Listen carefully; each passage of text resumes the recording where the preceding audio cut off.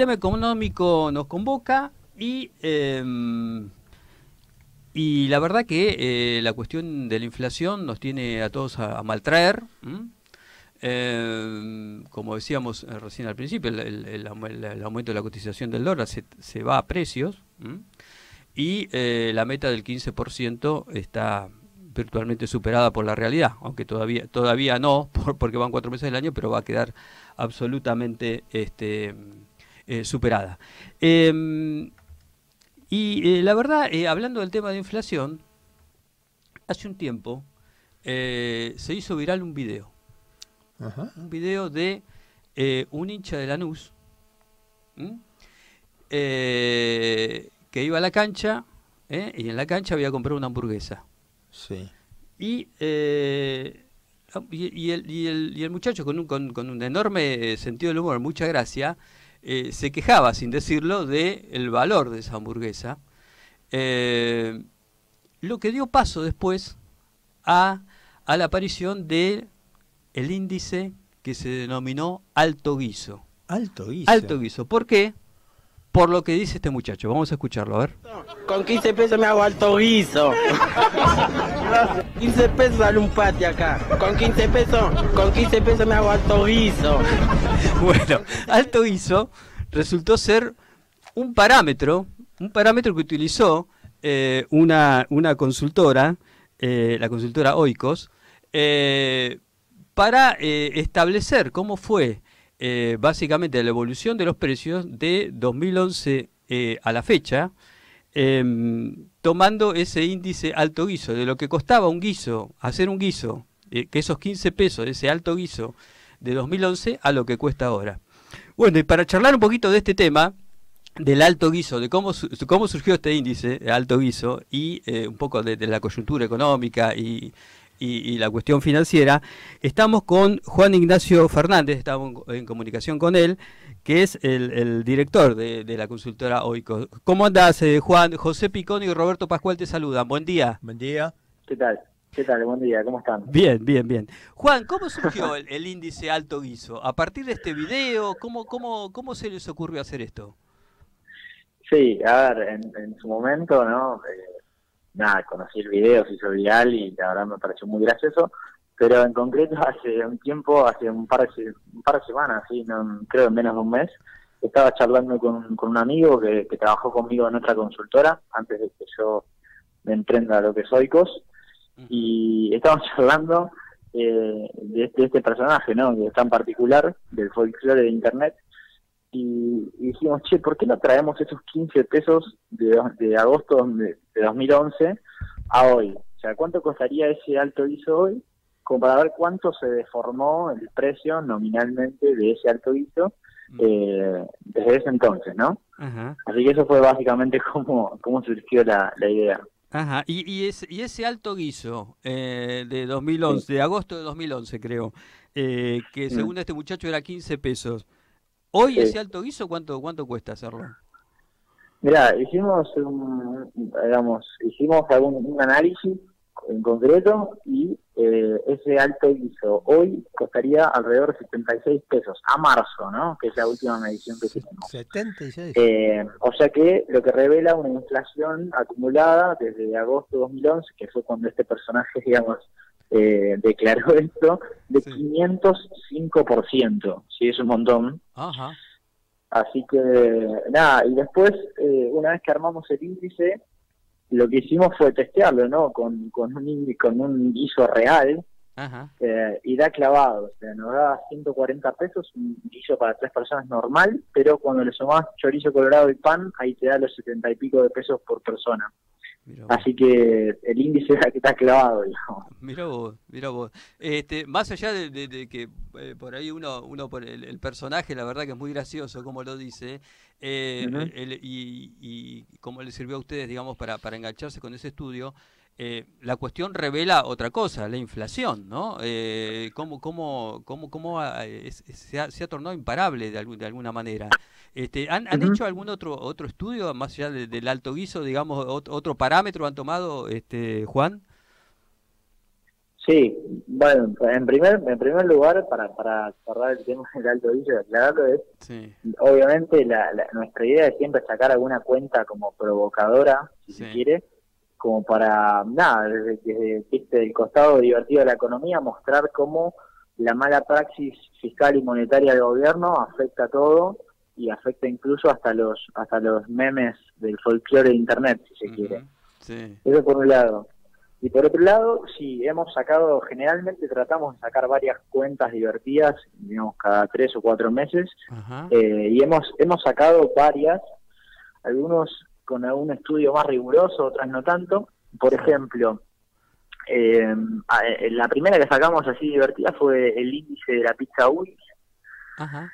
que, bueno, todos la conocen, ¿no? Es una cadena de pizzas bastante conocida. Y lo que hicimos fue, digamos, eso lo hicimos en 2015, ¿no? Arrancamos en 2015 con eso. Sí. Pensemos, si nos situamos en tiempo y espacio, en 2015, digamos, según el oficialismo no había inflación, la inflación era muy baja. Ujú. Entonces, lo que yo quería mostrar, y lo que mostré con ese índice de UNIS, es que, bueno, la correlación entre la base monetaria y la cantidad de dinero y en poder del público, ¿no?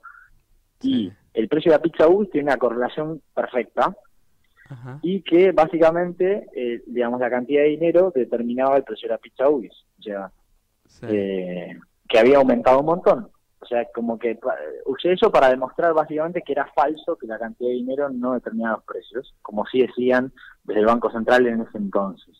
Claro. Esa fue una cuenta divertida, se hizo súper viral, y bueno, de hecho fue la primera vez que nos llamaron a medios Ujú. periódicos, y de hecho hace poco, te comento, sacaron un artículo en La Nación, ¿no? Como que decían que esa correlación entre el precio de la pizza UBIS y la cantidad de dinero que tiraba el Banco Central de Economía no tenían nada que ver. Lo que hice fue testearlo, ¿no? Hice un estudio académico en serio, riguroso, con un tipo que tiene un doctorado en Princeton, ¿sí? En la Universidad Top de Estados Unidos, Sí. y vio efectivamente que estaba bien hecho y que la cantidad de dinero determinaba el precio de la pizza UBIS.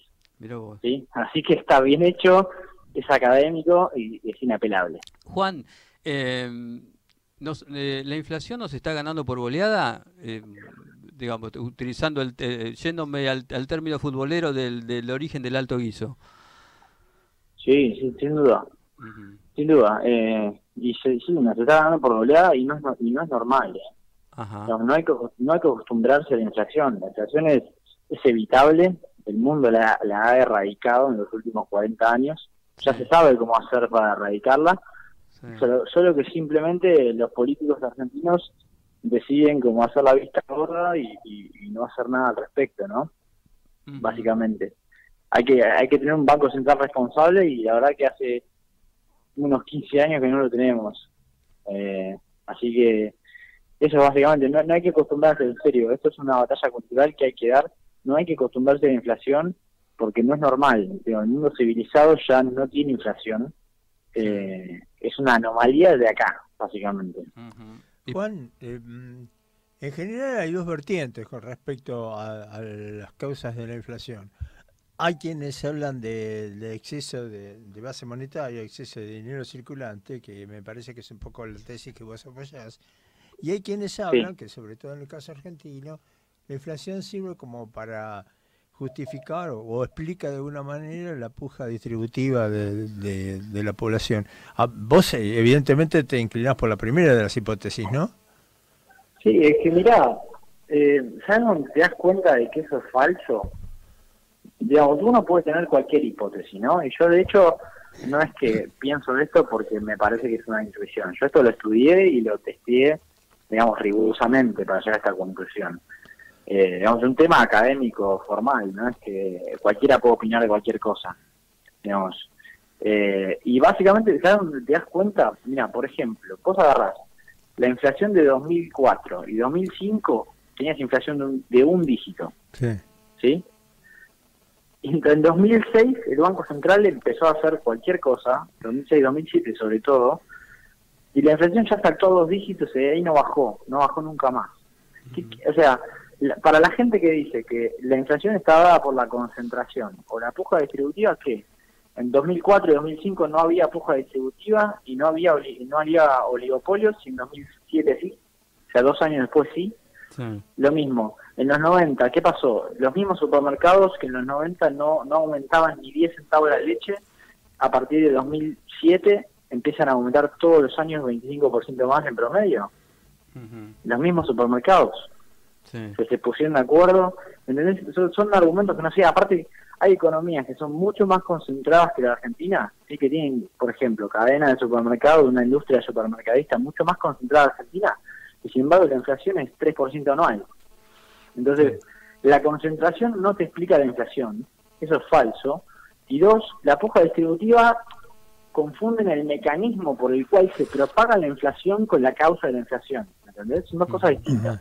Obviamente que la inflación se va a propagar por el mercado de bienes y servicios y los supermercadistas, sí, porque si hay inflación va a aumentar también los supermercados, pero eso no te explica la causa madre de la inflación, ¿sí? La causa madre tiene que ver con un desorden monetario, ¿sí? Donde vos tenés un exceso de oferta de pesos, en nuestro caso, y por lo tanto un exceso de demanda de bienes. O sea, se altera el ratio entre billetes, entre dinero y bienes, con lo cual cae el precio del dinero y sube el precio de los bienes en términos relativos. Esa es la inflación. No hay forma de que haya inflación si vos no aumentás la cantidad de dinero. Si lo pensás bien, te pasa eso. Y de hecho, ¿sabes dónde ves otro ejemplo más? Te digo para que se entienda la gente. Ha pasado 1000 veces a lo largo de la historia en los clubes del trueque. ¿Viste que cuando hay clubes del trueque que tenés vales? Sí. Te dan un vale. Ha pasado que miles de veces que alteraron la cantidad de vales justamente para estafar, ¿no? Un poquito y digamos, comprar bienes y trocar bienes a cambio de nada. Y hubo una inflación dentro de los clubes de trueque, ¿me entendés? La inflación no solo se resume en la economía formal, se resume en cualquier sistema económico, ya sea grande o chico, donde se alteran estos ratios, ¿no? Ratio entre el billete, el moneda, que puede ser fiduciario, o sea, de curso legal o no, como un club de trueque, economías grandes y chicas. Digamos, un fenómeno básicamente hasta físico, te diría, ¿me entendés? Sí, perfecto. Otra preguntita cortita. Sí. De acuerdo con tu estudio, y el Alto Guiso de alguna manera te está mostrando que los productos de primera necesidad, con respecto al resto de los bienes, la inflación que ustedes tienen medida efectivamente afecta más a los productos de primera necesidad, los alimenticios fundamentalmente, que al resto de los productos y servicios. Sí, en general, entre 2011 que hicimos el estudio y 2018, la inflación de alimentos y bebidas fue más alta que el promedio general. Un promedio general que, digamos, estuvo como equilibrado a la baja por las tarifas congeladas, ¿no? La nafta congelada, que estuvo por largo tiempo. Entonces, alimentos y bebidas fue uno de los grandes drivers, una de las grandes explicaciones del IPC al alza, ¿sí? Y, digamos, el rezago o el ancla de ese IPC fueron las tarifas, que ahora está cambiando un poco esa ecuación. Ahora tenemos un montón de tarifas que tiran a la alza del IPC, en promedio. Claro. Pero sí, la inflación de alimentos fue más alta que la inflación general. Igual ahí también hay un montón de cuestiones, ¿no? De cada industria. Por ejemplo, uno de los factores que te explica el aumento de la carne durante esos años fue que cayó mucho la faena, ¿sí? Se pusieron precios máximos y dejó de ser rentable faenar, entonces cayeron mucho las cabezas de ganado, según un problema en la industria, con lo cual aumentó mucho el precio de la carne porque había escasez de carne, básicamente.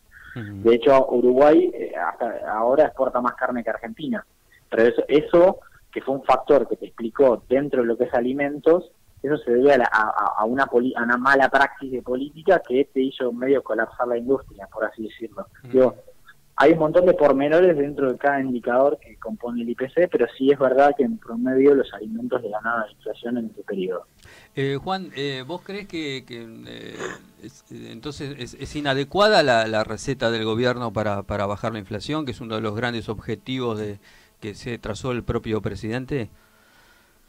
Sí, yo creo que sí, y no lo digo con el diario del lunes, lo digo desde 2015. Yo dije, la inflación de 2016 tiene que ser entre 35 y 40, no puede ser más baja porque vos ya venías con una inercia del 25% y si le sumás una tremenda devaluación como la de 2016, tenía que ser más alta, no puede ser igual. Sí. La inflación efectivamente terminó siendo casi 40.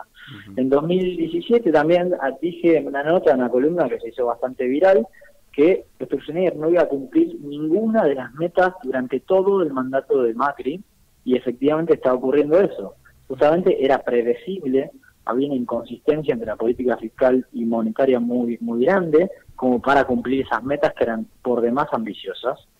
Y yo creo que el error conceptual de Sturzenegger es básicamente lo que se está haciendo es, o sea, va a sonar reduccionista el enfoque, pero es así.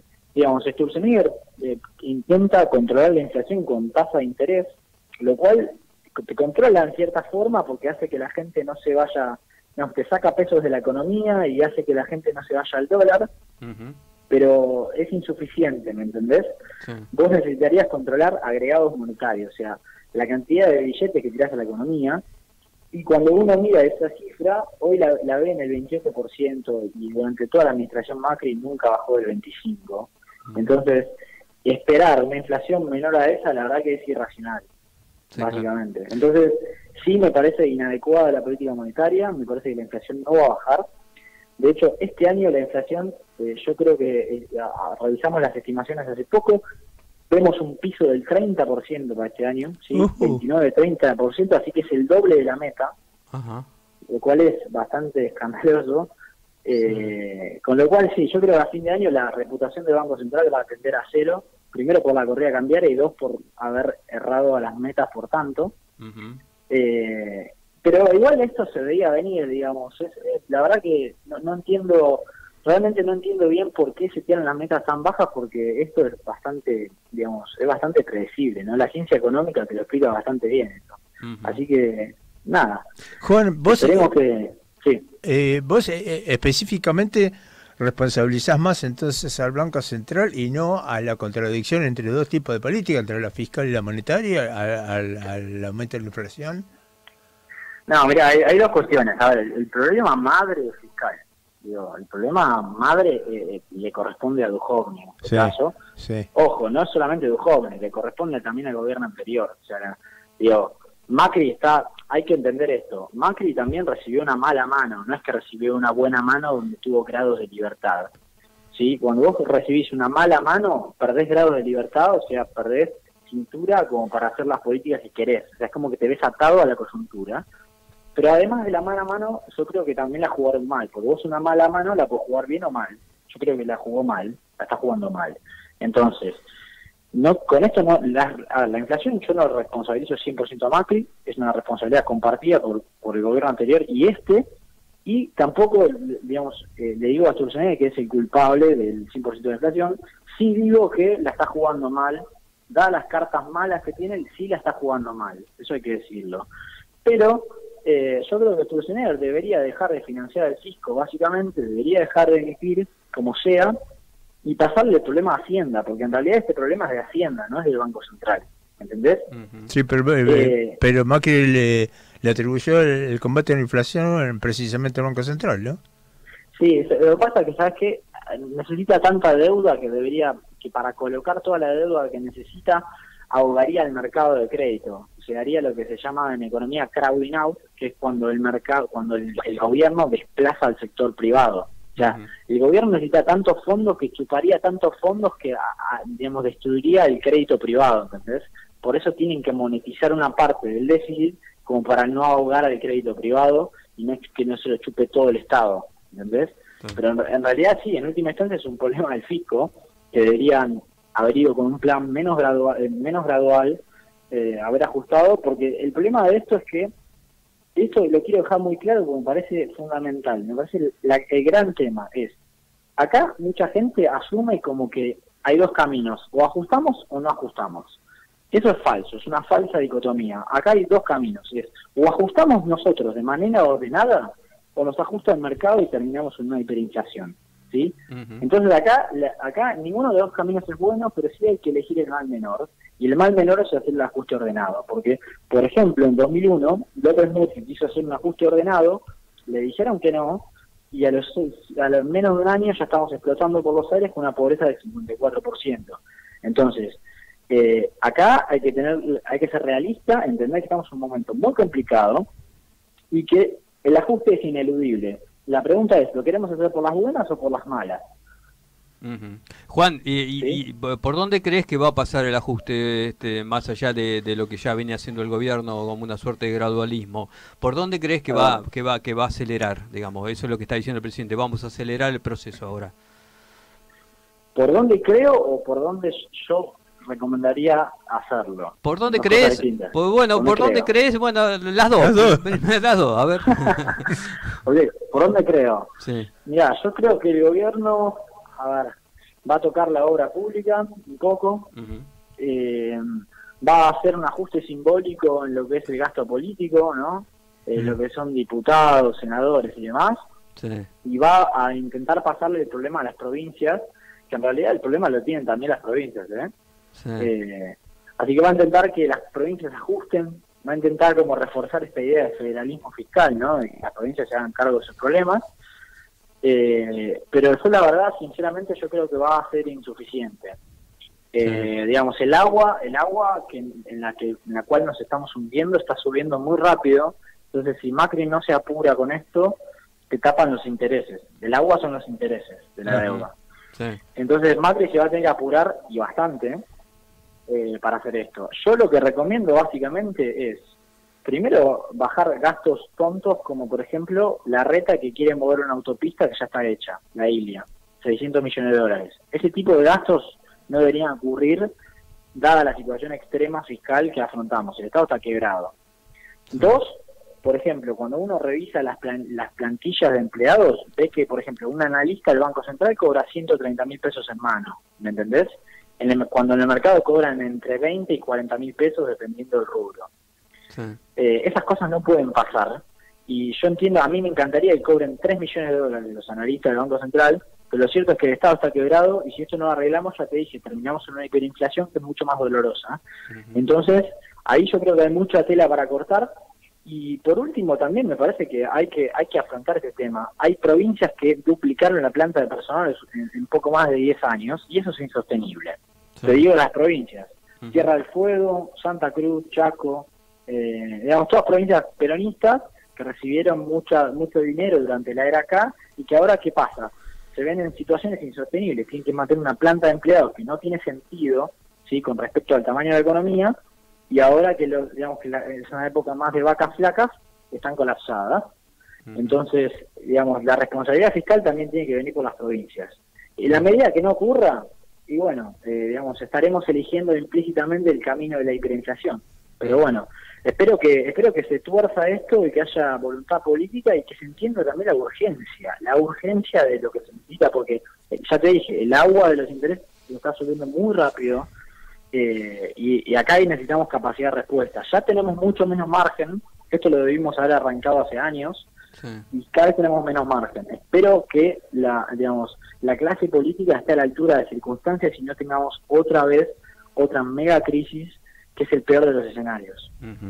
Bueno, Juan, te agradecemos mucho, muy didáctico. Sí, muy interesante. La verdad, muy interesante la charla, más allá de que arrancamos con lo más ganchero del alto guiso, pero la verdad que fue un análisis muy profundo, y te agradecemos mucho el contacto.